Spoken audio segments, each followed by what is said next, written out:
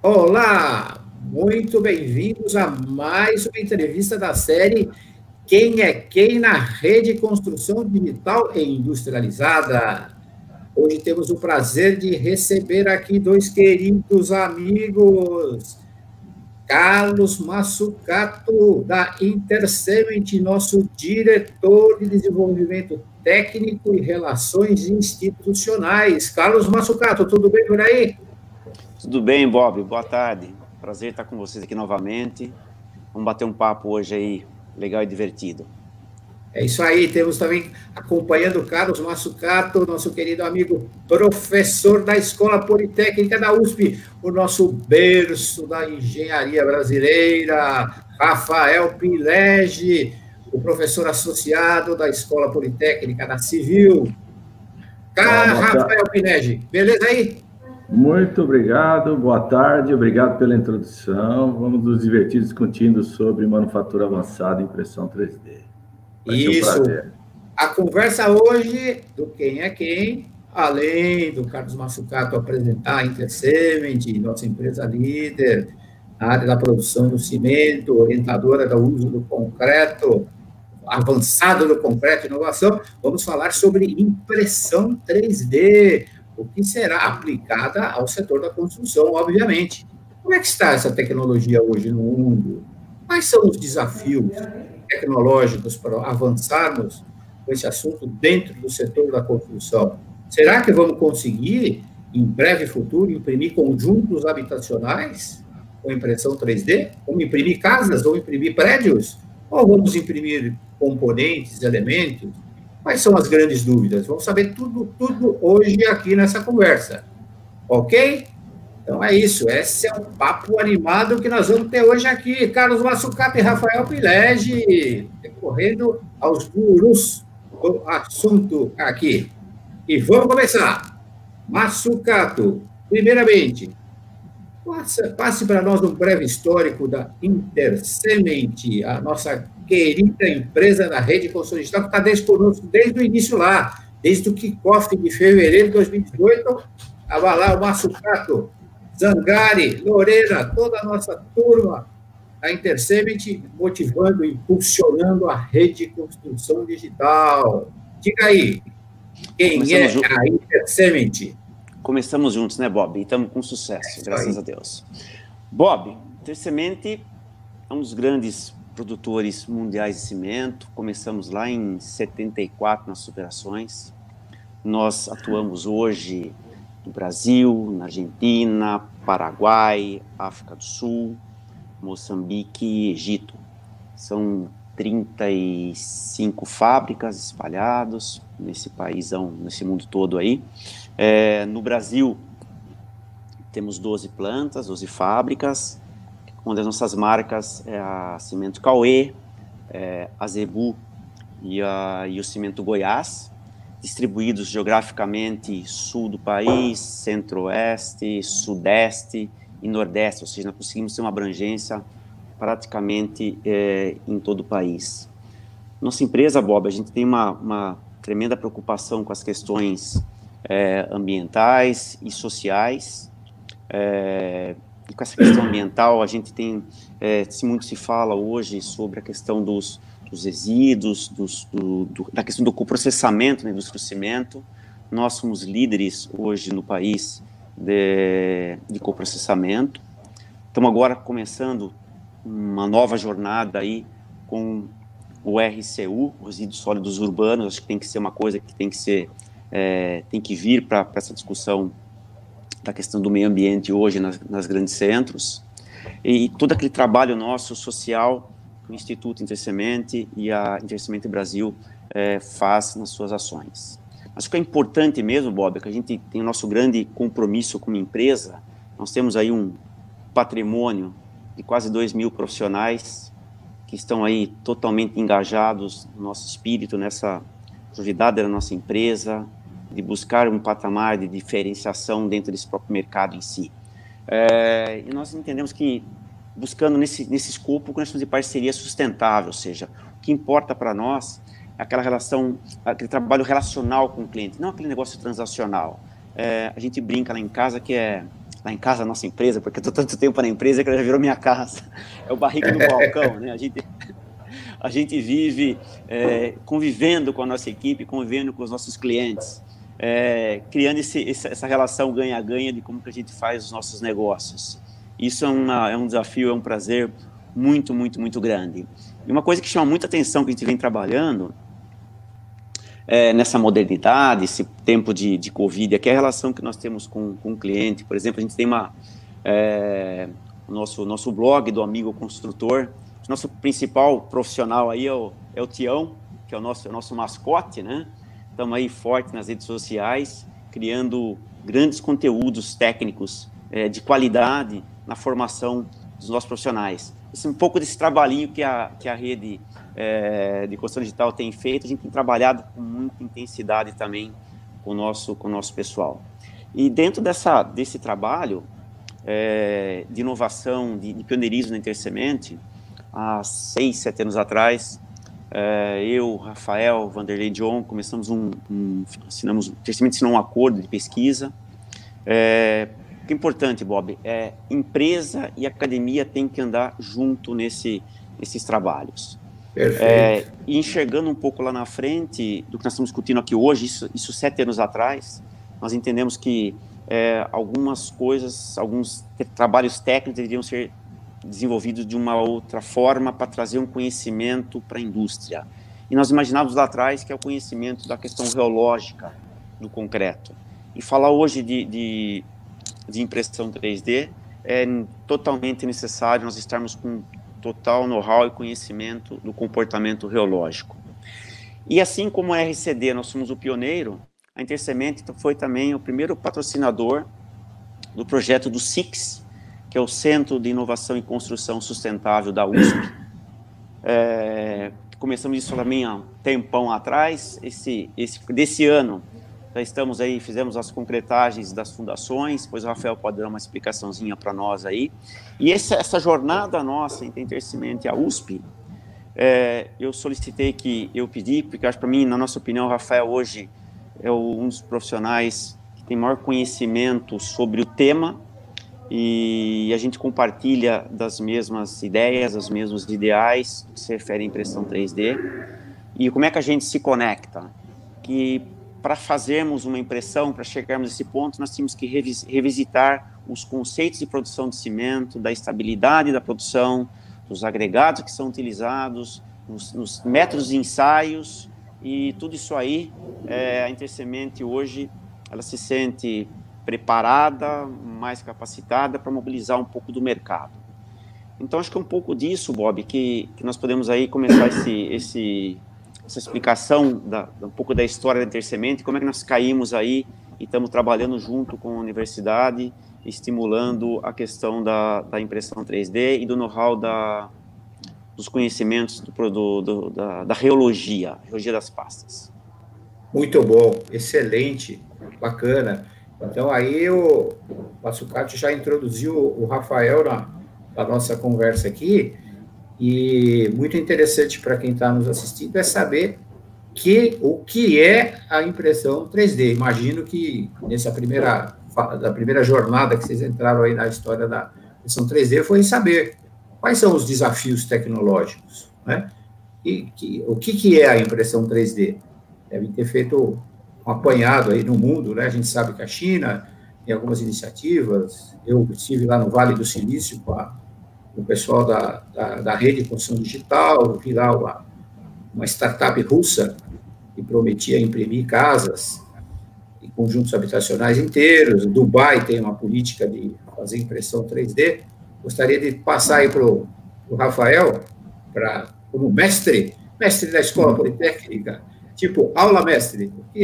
O que é essa impressão 3D? Dá um apanhado para nós, se quiser utilizar de alguma apresentação, aí para a gente ter uma ideia, assim, alguns slides, desafios tecnológicos, que estado da arte nós estamos hoje, e depois eu queria voltar a bola para o nosso caso, assim, e onde nós, panorama internacional, desafios gerais, depois a gente entra, o que vocês estão fazendo efetivamente no Brasil, vamos aterrissar aqui no país e vamos ver quais são as perspectivas. Diga aí, Rafa.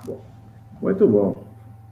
Eu acho que é importante a gente esclarecer, né? Se quiser compartilhar os slides, a gente pode fazer em cima disso, né?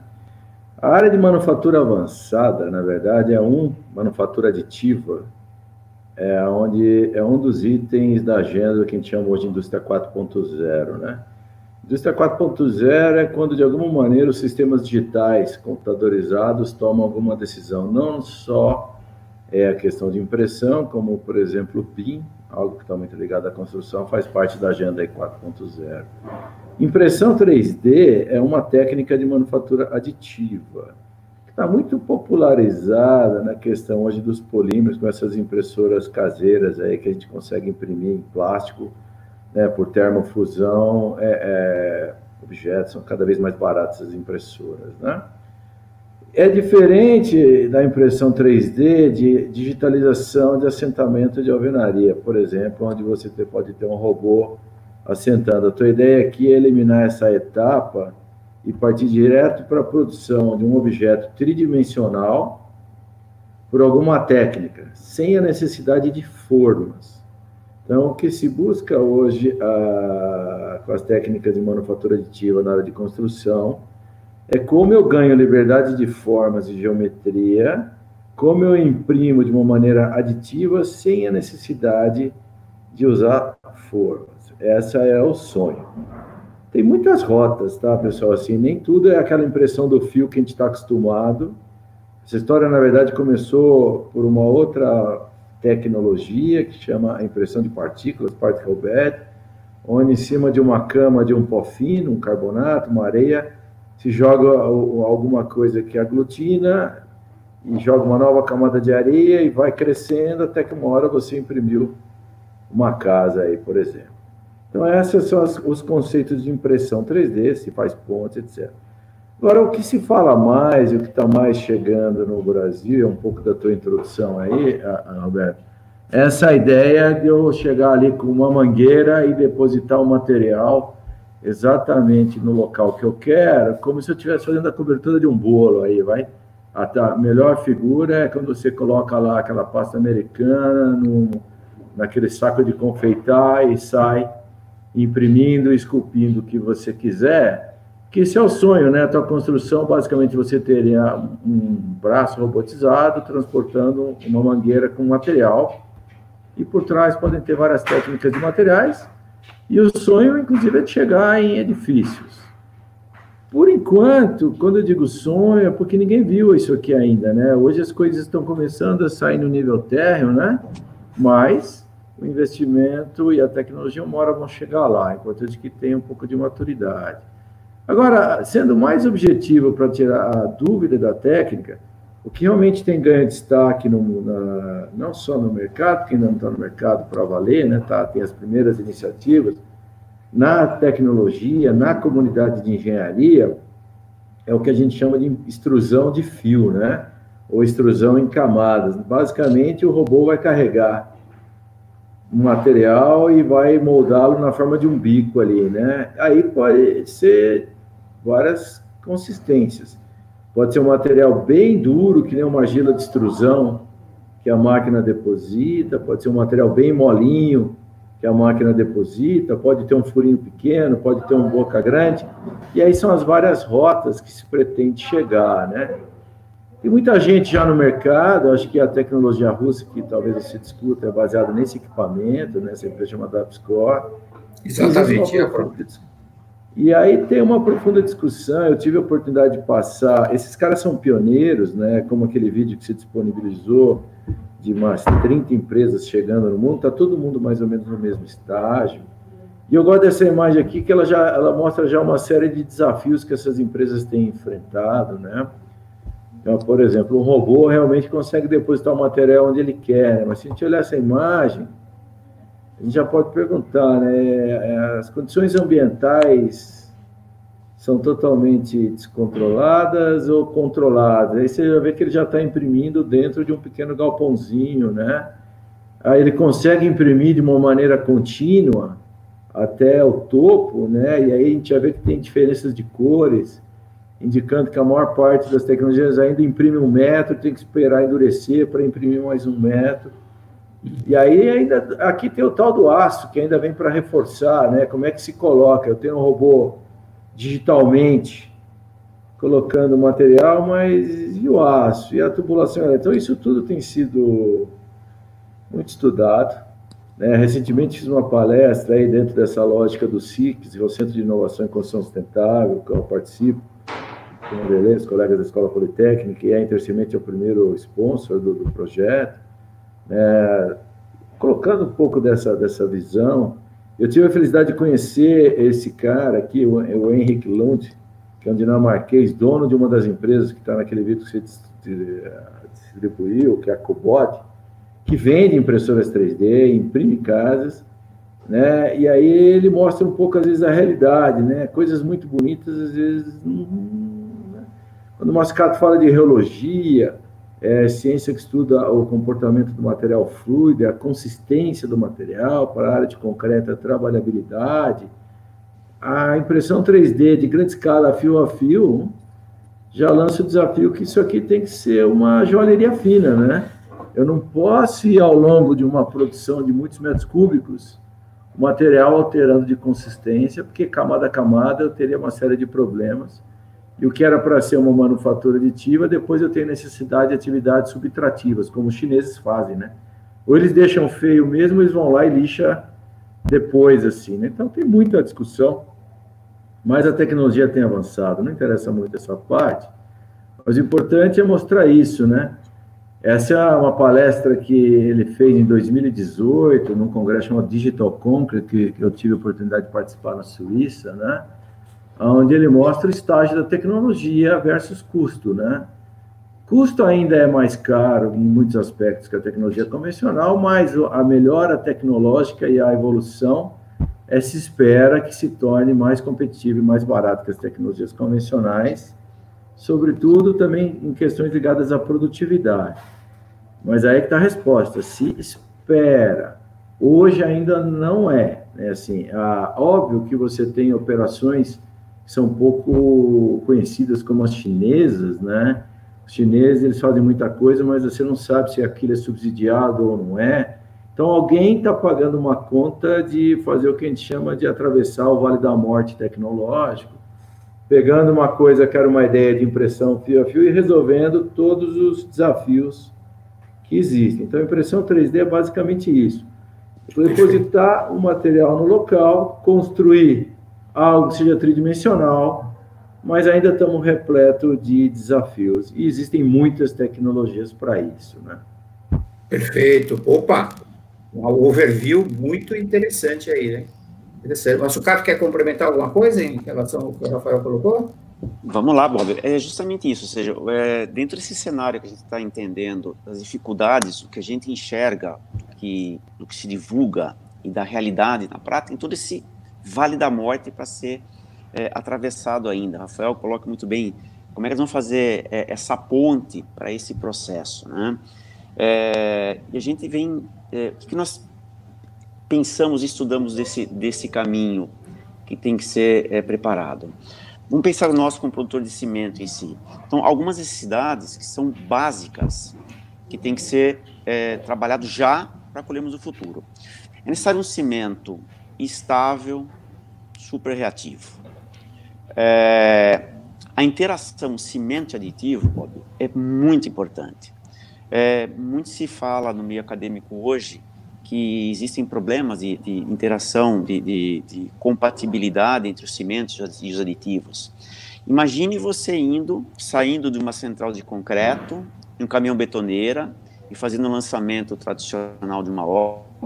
Você parte para uma escala, o Rafael colocou, de uma joalheria de um processo, fazer uma impressão, que nível de controle de qualidade nós devemos fazer para cada um desses insumos.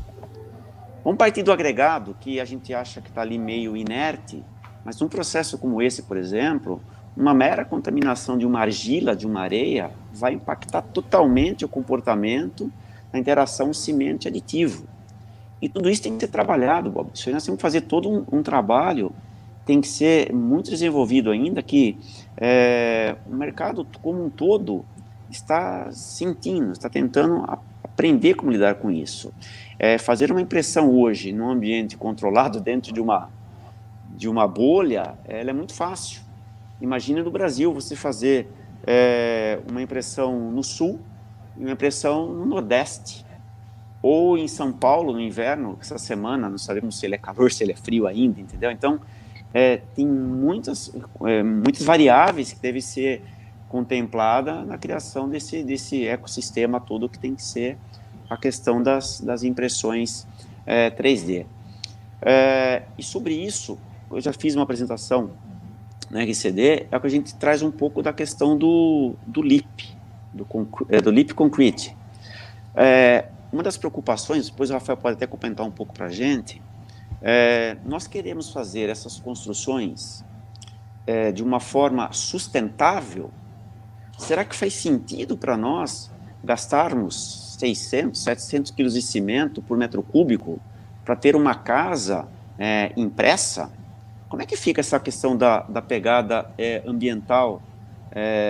Ou como o Rafael acabou dizendo aqui agora, como é que eu vou tratar essa questão do acabamento? Então, acho que tem uma lista de desafios tecnológicos que tem que ser repassado para ter toda essa lógica que a gente, reduzir a mão de obra, mas faço emissões de CO2 à torta direita. Acho que nós vamos tentar debater um pouquinho sobre isso, Bob, com o Rafael. São pontos que eu acho que, assim, que tem que ser um pouco mais esclarecido desse trabalho, que é o que a indústria está fazendo, como eu disse no começo, apresentando a empresa, coprocessamento, reduções das emissões. O Brasil tem um roadmap de emissões agora, que tem que ser combinado com os sistemas construtivos. Acho que tem que envolver um pouco essa questão dos desafios tecnológicos como um todo mesmo para a impressão 3D. Então, como que a gente poderia fazer vamos dizer assim, dar uma listada nesses desafios tecnológicos da impressão 3D? Rafael, você podia puxar um pouco pode discutir. Essa discussão aí? Pode deixar. Eu acho que tem uma questão importante, que os desafios, eles vêm em série, eu posso passar pelas grandes famílias, mas eles apontam uma questão sistêmica. Manufatura avançada, impressão 3D na Enes Rota, mas aqui agora em diante a gente só fala da impressão de fio, é um negócio resolvido em cadeia. Não é um negócio que você pega uma impressora, coloca uma mistura que vai fazer um fiozinho. Então, a grande beleza da manufatura avançada que ela tem feito hoje no mundo, primeiro ela ativou de novo, revolucionou a pesquisa em materiais cimentícios, que estava já meio entrando numa dormência, girando no mesmo tema, né? Mas, assim, essas questões trazem depois benefícios diretos para a tecnologia atual. Então, assim, a gente acredita fortemente que isso vai ser uma tecnologia de sucesso, mas, assim, os desafios, eles têm que servir para orientar a toda a cadeia, e não começa só no desafio do material, né? O material é um desafio. Talvez o primeiro grande desafio que se insere... Ano passado eu tive a oportunidade de ficar 6 meses na Suíça, no sabático, como professor convidado da Universidade de ETH de Zurich, que tem um grande centro de pesquisa nessa área, ao qual nós estamos nos inspirando para montar a plataforma de construção digital na BCP, né, que é um espaço... E esse centro de pesquisa não está na engenharia civil, está na arquitetura, né? É uma arquitetura que eles chamam de Instituto de Tecnologia e Arquitetura, onde o projeto ele conversa com a função. Óbvio que eu posso ter uma grande exploração estética, né? Onde o valor também está na forma, nós somos seres humanos, essa questão é bastante sensível, né? E a impressão 3D tem o sonho de permitir um conceito chamado customização em massa, né? Uma coisa meio modular, mas com detalhes diferentes, onde cada um se sinta único, né? A questão de projeto, de como projetar os componentes, é um outro mundo. Tanto do linguagem do design, né, como a questão de modelos de dimensionamento estrutural. Será que eu uso as mesmas ferramentas de cálculo originais ou não, né? Então, hoje cresce muito a questão de que a gente chama de Structural Based Design aplicada a isso.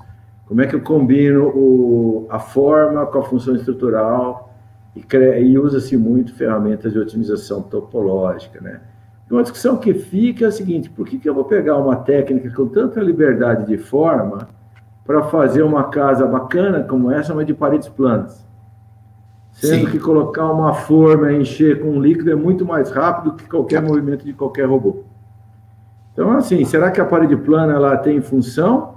Ou se eu mudar o formato da parede, além de ficar mais bonito, eu ganho isolamento térmico, isolamento acústico, eu ganho outras funções. Então, tem um grande trabalho de formar uma linguagem que se beneficie do potencial da técnica, né?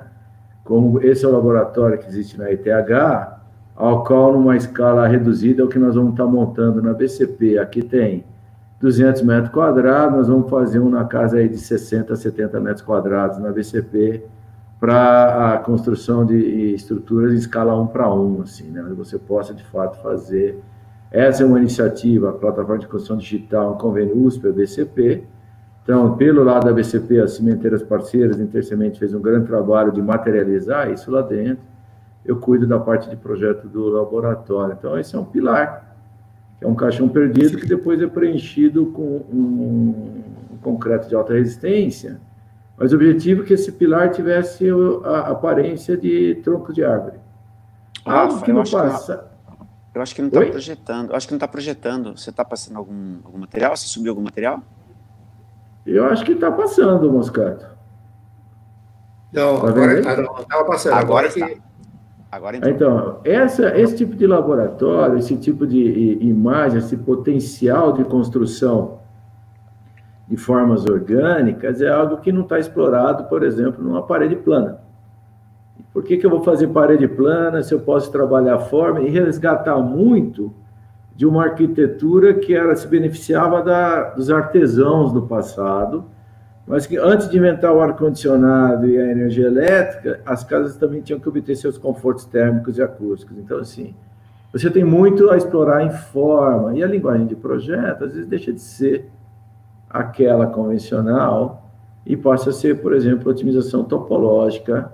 E aí, junto um pouco do que o Moscato falou, eu posso desmaterializar ou reduzir o impacto ambiental, tanto da minha formulação como no conceito LEAP, que nós desenvolvemos junto com a Intersemente, ou seja, menos quilos de cimento por metro cúbico, menos CO2 por metro cúbico de concreto, mas eu também posso projetar elementos mais ocos, mais desmaterializados, né? E com isso você tem um ganho duplo. Então eu tenho que usar a ferramenta no seu potencial.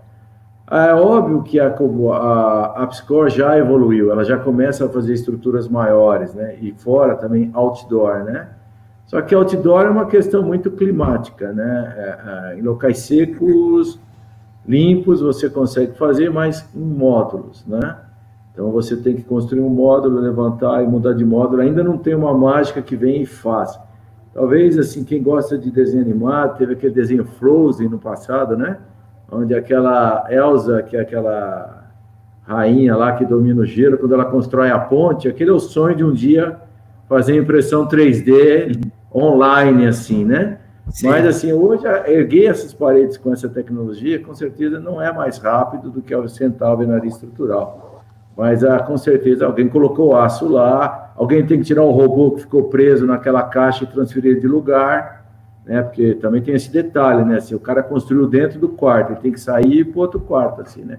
Então, todos esses detalhes ainda estão se discutindo, né? Quais são os equipamentos? Eu tenho que aprender a projetar para tirar o benefício da linguagem. Qual é o equipamento? O que menos preocupa aqui é os robôs, né? A indústria mecatrônica está muito avançada.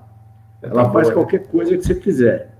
A questão está muito no como conduzir o material, né? Eu vou trabalhar com um processo contínuo, né, um silo de um material seco que bombeado é misturado com água lá no nozzle, no bocal de pressão, ou vou fazer uma batelada de caminhão betoneira, e aí entra uma discussão, né? Se eu tenho só máquinas controlando o meu processo, eu não tenho mais a mão do usuário ajustando, está mole, está duro, etc., né? Então, os desvios padrão de processo tem que ser muito menores nessa tecnologia. E aí volta para trás, uma central de dosagem de concreto convencional tem tolerâncias de balança, tem métodos de controle de agregados que me garantam isso. Isso tudo tem sido questionado. A abordagem alemã é muito de batelada, central de concreto. Só que hoje a discussão é mexer com a normalização da produção de agregados e produzir cimentos mais estáveis. Então, tudo isso vem, né, para a tecnologia. E o grande desafio, vamos falar assim, aonde hoje está o mundo brigando, né? Não é no robô, o pessoal entende que pode mudar o jeito de misturar, é nessa maquinetinha aqui que o robô carrega, o que a gente chama de cabeçote, né? Isso aqui e o material é um casamento perfeito, tem que ser uma relação chave-fechadura. Para cada material que você desenvolver, você tem que desenvolver um cabeçote ou alterar a característica do seu cabeçote para ele trabalhar. Então, esse é um cabeçote de alta precisão, por exemplo, fazer desenhos muito sofisticados, né? Envolve misturas de vários materiais, aditivos no bocal. Mas há cabeçotes como os alemães que querem imprimir o que eles chamam de alvenaria infinita, porque ele não está preocupado em fazer bonito, ele quer construir rápido. Então, o que interessa para o alemão é toneladas por hora lançado, e não o elemento. Só que ele não quer assentar tijolo, mas ele já quer fazer a parede larga, isolante térmica, né? Então, ele está estrudando um tijolão. Então, imagina aquela extrusora de cerâmica de tijolo, agora ela no canteiro andando. São vários vertentes, é um outro material, uma outra linguagem, um outro projeto. Isso, nada disso ainda está resolvido, qual que é a tecnologia dominante. As pessoas estão lutando em torno disso para saber o que acontece, né? Então, se a gente puder projetar de novo, assim, na questão de grandes volumes, os holandeses têm uma linha muito forte em cima disso, eles trabalham em parceria com uma indústria de argamassa francesa, né? Onde eles extrudam dimensões maiores, extrudam na vertical, e aí eles tombam os elementos, né? Eles desenvolveram o seu cabeçote, e eles brigam para evitar esse tipo de defeito, que depositar grandes volumes, se você errar a mão, alguém vai ter que vir desempenar da mesma maneira que se desempenava uma argamassa, um concreto convencional, né? Ou alta definição, né? A Sika é uma indústria de aditivos que domina isso, faz peças gourmet de alto valor agregado, mas tem know-how para chegar. Então, essas coisas estão se resolvendo. Não tem nada decidido. Do ponto de vista do material, o que realmente se enfrenta agora é a questão da relogia, pela qual provavelmente eu fui convidado aqui pelo Carlos, que é a minha área de atuação, né, há 25 anos, né, na parte de consistência dos materiais e como projetar para fazer o material ser fluido, que passe na boca de impressão, com menos água. Se tem menos água, tem menos cimento, que é fácil extrudar excesso de água em 600 quilos de cimento. O desafio que a gente tem feito na Escola Politécnica, nos projetos que a gente tem tracado na área, já temos vários mestrados em andamento em cima disso, também tem uma iniciativa em parceria com o IPT nessa área, no projeto de Smart Cities, é como extrudar com pouca água, né? Porque se eu tenho pouca água, eu tenho pouco cimento, se eu tenho pouco cimento, eu tenho pouco CO2, e esse cara que está sendo extrudado, ele tem esse conceito LIP embutido dentro dele, né? Mas, assim, não tem mágica. Se o material tem uma consistência muito seca, entre camadas forma junta fria. Se ele é muito mole, você começa a subir rápido, ele colapsa. Então, ainda é uma engenharia muito fina isso, que depende de um bom projeto e bom controle tecnológico de matérias-primas.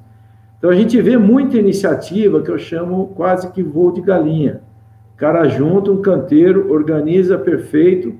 Se ele tiver ficar 4 meses imprimindo, ele fica, uma hora ele tem uma casa. Aí ele faz um tremendo de um barulho, faz uma tremenda propaganda. Fala assim, isso é desleal? Não, isso é correto. Antigamente, a primeira impressora da Cobod, ele imprimiu aquela casinha dele, que ele falou, primeira casa impressa 3D na Europa, tem potencial de custar $10 mil e ser feito uma semana, mas o detalhe da propaganda é tem potencial. Foi feita em 1 mês e custou uns $50 mil, mais ou menos, a operação na época, assim, né? Mas agora eles já lançaram uma segunda unidade, estão trabalhando uma terceira unidade de equipamento e cada vez vão se aproximando mais. Não há ninguém 100% maduro, está todo mundo correndo o risco de um início tecnológico. O que precisa ser feito? Aí, daqui 5 anos, sem dúvida alguma, daqui 5 anos, a gente vai ter soluções bastante maduras, né?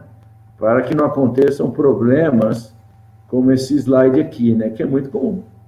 Aquele pilar lindo da ETH demorou 1 ano para chegar naquela formulação, para ele subir 3 metros continuamente. O comum era isso, né? Acidentes ou falhas de moldagem, como no vídeo que você mostrou, também são muito comuns de acontecer, né? Agora, o que muda? Eu gosto desse slide.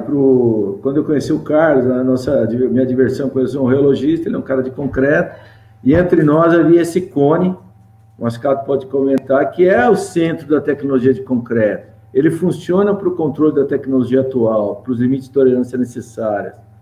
Mas para a manufatura avançada, se o mindset é em torno disso, para a impressão 3D, não existe.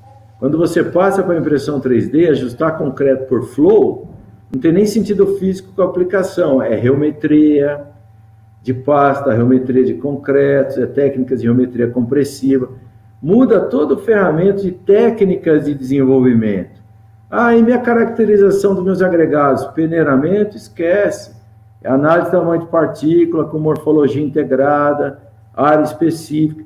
Então, na verdade, o ganho que você tem na ponta, com uma técnica mais produtiva, que vai se tornar mais eficiente, que o projeto te permite ser inteligente em formulação e design, ela tem como pré-requisito o investimento mais preciso em caracterização nas etapas anteriores. Aquela lógica, assim, se eu vou controlando a qualidade de cada técnica desde o início, lá na frente eu não preciso controlar a final. Então, aqui é onde a industrialização, de fato, chega, né? Isso aqui morre, não existe para a impressão 3D, e quem não se adaptar com isso vai ficar deprimido, mas isso aqui, eu brinco assim, é tão importante na área de concreto, que a Materials Research Society, o prêmio de empregado do ano, funcionário do ano, é um cone dourado de Abrams, é um slump, né? Dá para o cara um slump de meio metro para o cara botar de troféu. Assim, né? Isso aqui não existe, entendeu? E os desafios seguem, né? Assim, outro desafio grande, como é que eu ponho reforço? Né? Como é que eu coloco armadura?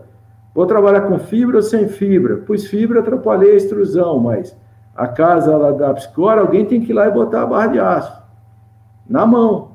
Né, assim, então, na verdade, hoje a manufatura como está, ela está automatizando a construção da alvenaria. O resto das etapas não mudou. Então, os cronogramas de obra, você pode mexer só com a questão da alvenaria, não com as outras etapas, assim, que em alguns casos se tornam até mais lentas se o projeto não for esperto. Imagina a cada camada você ter que colocar, como nessa foto, a armadura de reforço. Mas tem gente pensando em construir um robô para isso? Sem dúvida tem gente. Tem série de projetos de automação de armadura e de reforço, que enquanto o reforço não estiver automatizado na mesma velocidade do cimentício, você tem, acelerou uma etapa e a outra não, né? E aí você está preso com a mesma rota convencional, né? E é óbvio que já tem trabalho de robôs, de construção de armadura, etc. Isso é um trabalho de ETH.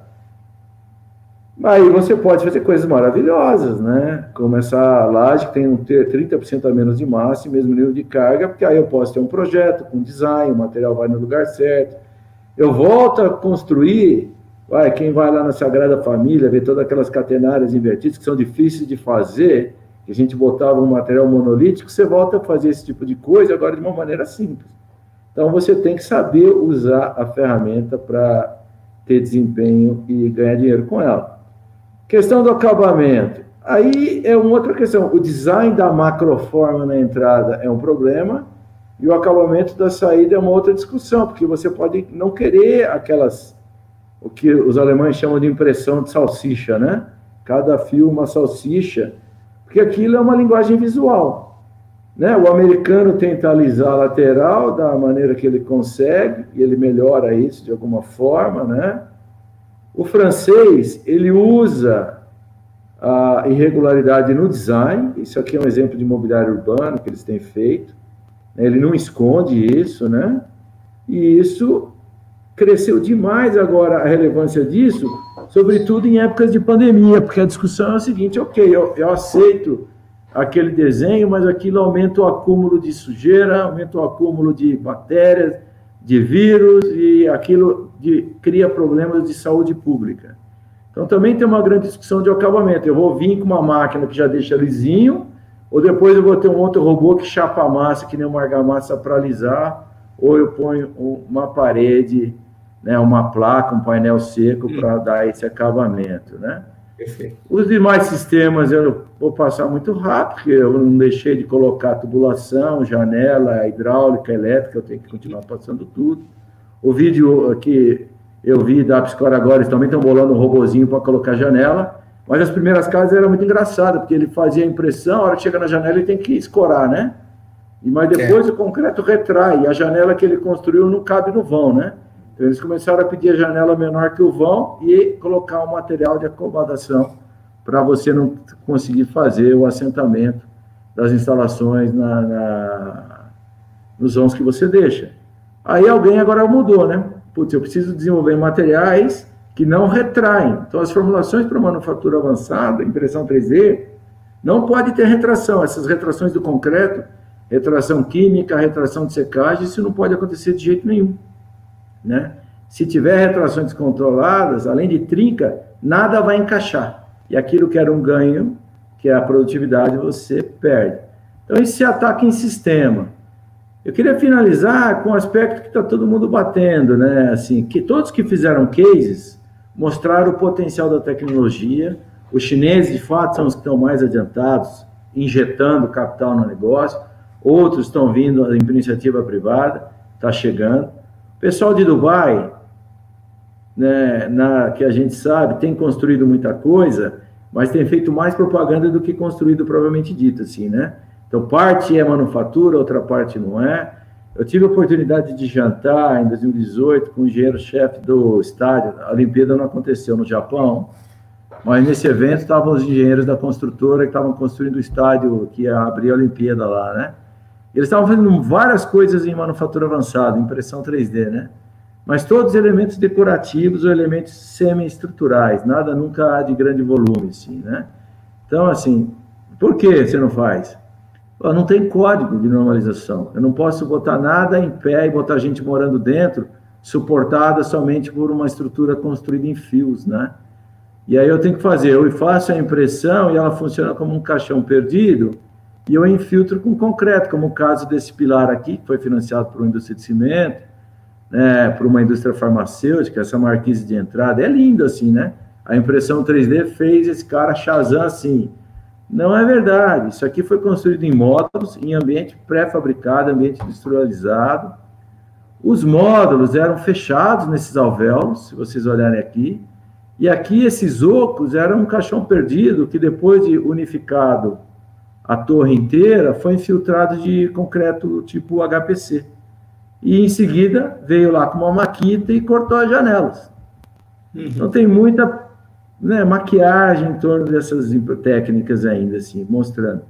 Dá para fazer isso aqui agora de maneira direta? A partir do meio do ano passado, quando o pessoal da ETH resolveu como subir 3 metros de uma maneira contínua, dá. Até o meio do ano passado, não dava. Você tinha que parar a impressora ou fazer designs muito robustos e muito simples para fazer. Então, está cheio desses exemplos. E mesmo que você subisse direto, você não poderia ter um uso estrutural, porque não tem código de edificações. Os holandeses estão trabalhando muito nisso, em normalização, né? Aquela RILEM, que é aquela associação de engenharia, tem vários working groups ligados a isso, e tem um grupo trabalhando só como é que funciona o desempenho, impacto, corpo mole, corpo duro, cisalhamento, terremoto, para, em algum tempo, você ter códigos de edificação e poder realmente colocar para trabalho.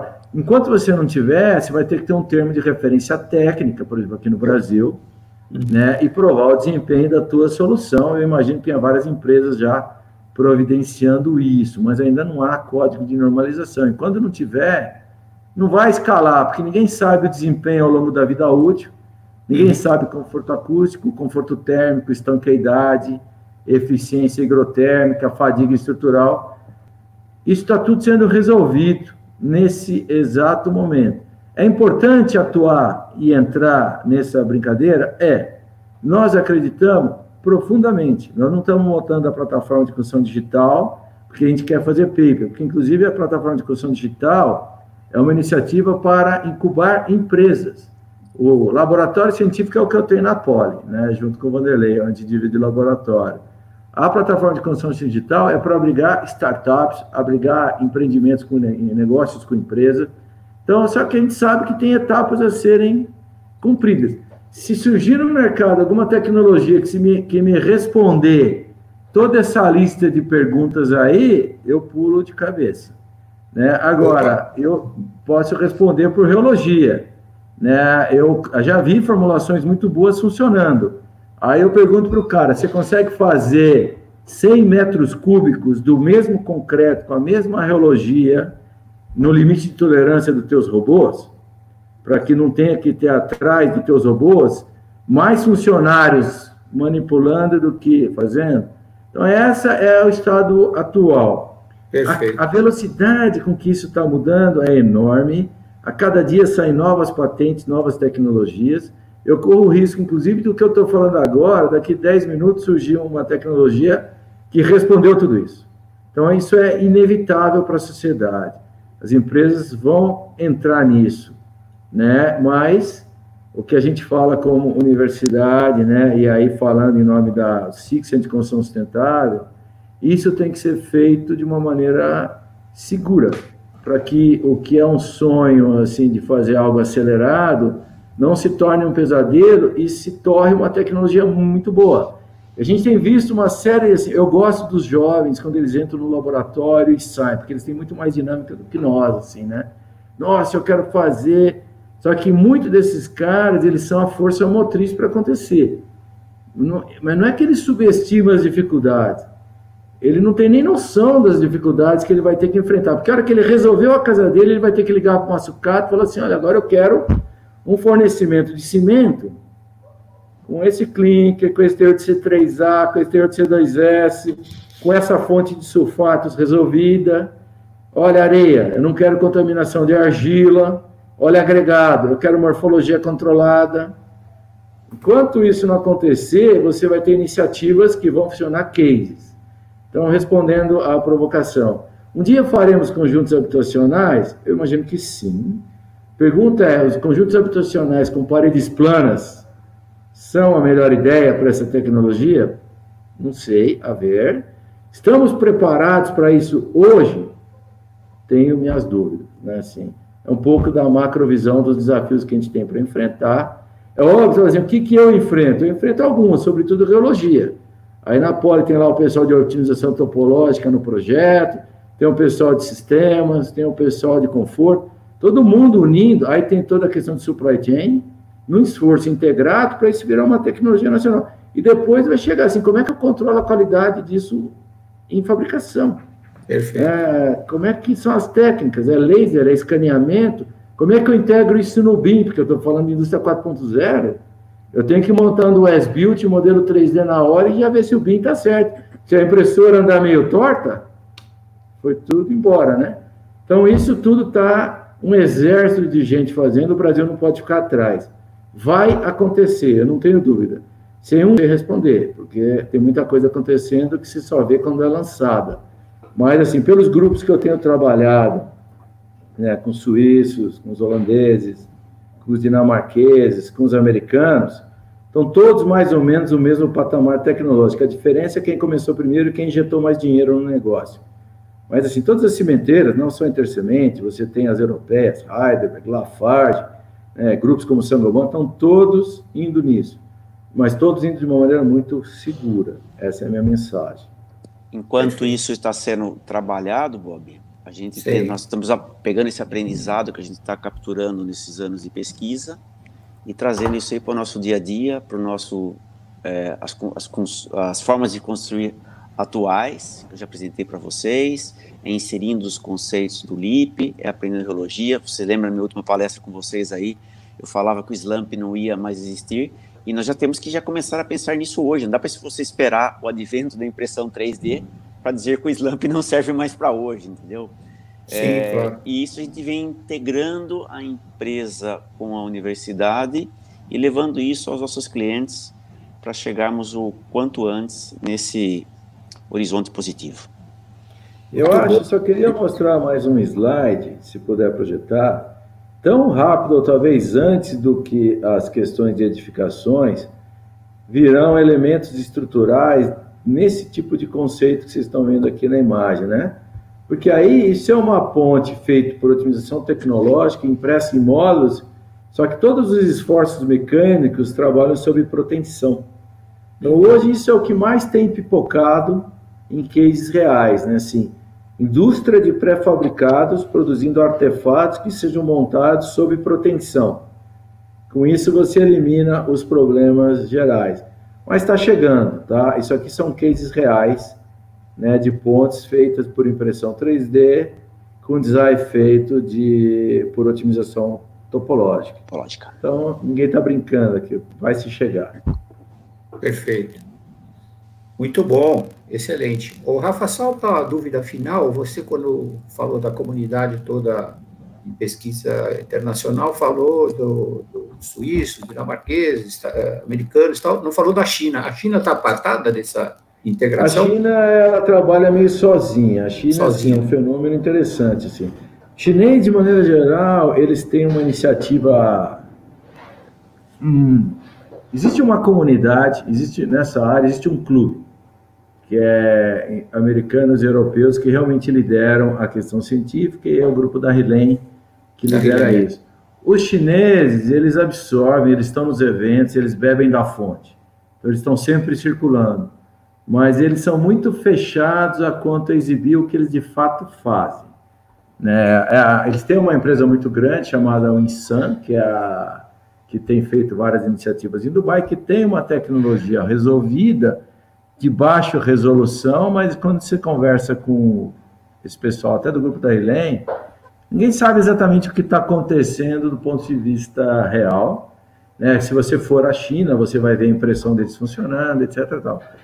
Eles têm tentado e têm conseguido disseminar a tecnologia pelo mundo, mas sempre em operações meio alavancadas, assim. É o cimento que eles trazem da China no começo, é a areia que eles trazem da China no começo, e eles tendem a resolver o parceiro local até funcionar.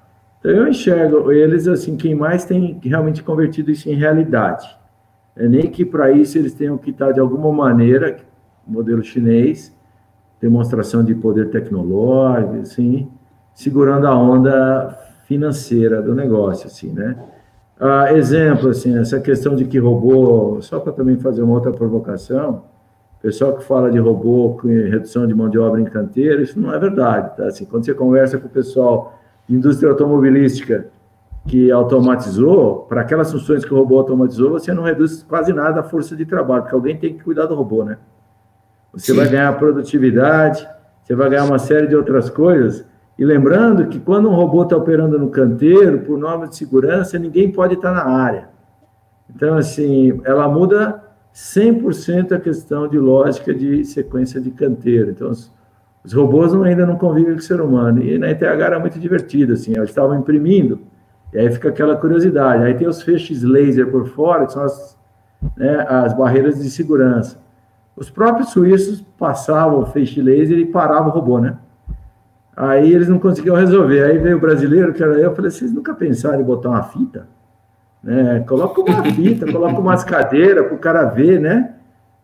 Não, mas tem o laser. Eu falei assim, 2 semanas depois eles passaram a fita, eles não tiveram mais problema Mas isso num laboratório controlado, assim, né? Assim, o cara, ele manteve a fita e o laser. Se o cara passasse a fita, ele chegaria no laser. Assim.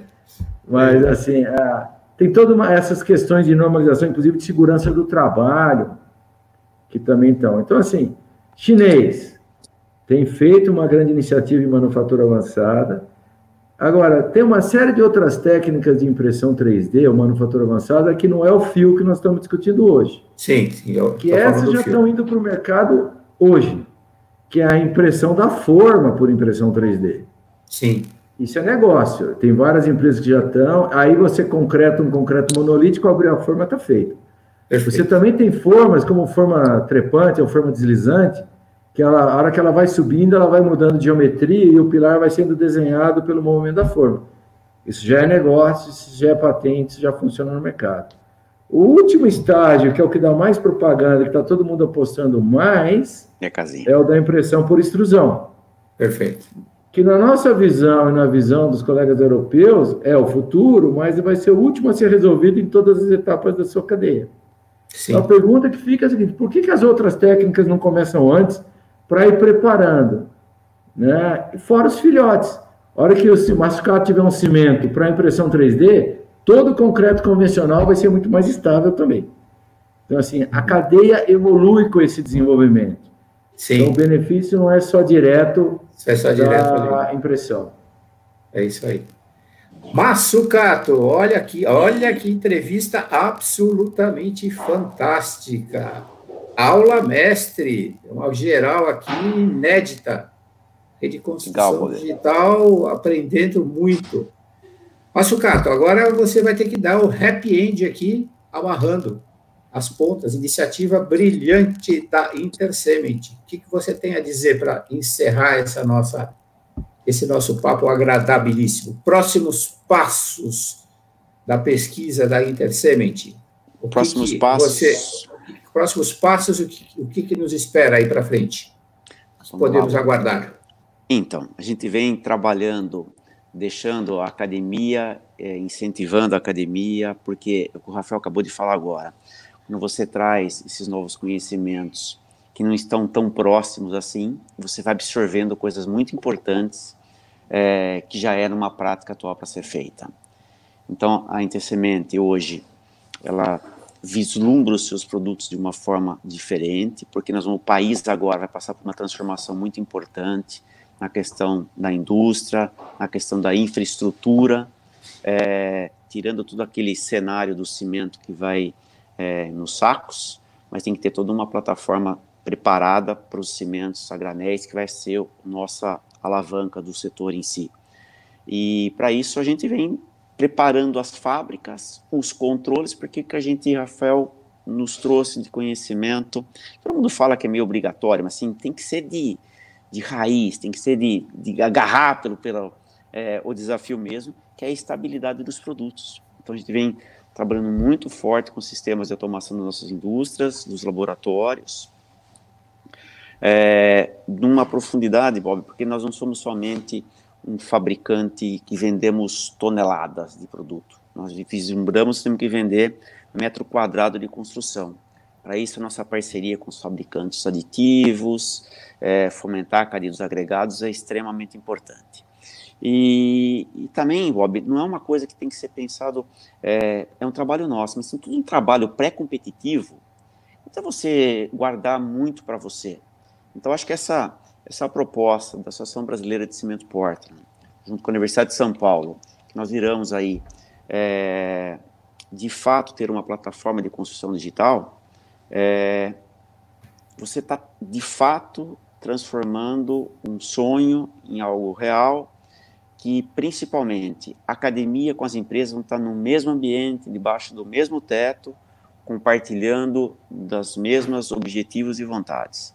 A Intersemente, como sempre, busca essas inovações, mas de uma forma bem coerente, bem consistente, que eu consiga já ir levando dia a dia para os nossos clientes, para os nossos processos, para os nossos clientes que produzem concreto, para a nossa própria operação de concreto em si, para as construtoras, ou seja, todo esse ecossistema que a gente sempre acredita, e por isso estamos com vocês, estamos incentivando as universidades, nossa parceria com a USP, a gente espera aí, ano a ano, passo a passo, trazer essas novidades. Eu acho que lá atrás, quando eu dava as palestras e fiz para você uma que, será que, por quanto tempo, o Slump tem mais de 100 anos, né? Nós temos que modificar esse cenário o quanto antes, para conseguir ter realmente um cenário, e da mesma forma o cimento. Vamos pensar ainda na agulhinha de vicar, na granometria por peneiramento, está na hora da gente tomar uma chacoalhada aí, e é isso que a gente tem feito, Bob, provocar o mercado e levar lição para dentro de casa também. Muito bom, excelente. Acho que o papo aqui foi muito bom, muitos bons. Sei lá como é que faz a concordância aqui. Estou tão entusiasmado que perdi a noção do português. Excelente. Acho que valeu, acho que era esse o objetivo, fazer esse panorama geral, apresentar a Intersemit e dar uma geral sobre a impressão 3D aplicada à construção. Então, agradecer ao Massucato, agradecer ao Rafael e agradecer depois a todos que vão nos assistir e vão curtir, com certeza, essa verdadeira aula sobre impressão 3D. Ok? Então, okay, tchau, tchau. Namastê. Namastê. Bye, bye. Obrigado, Bob. Fique com Deus. Até mais. Boa tarde.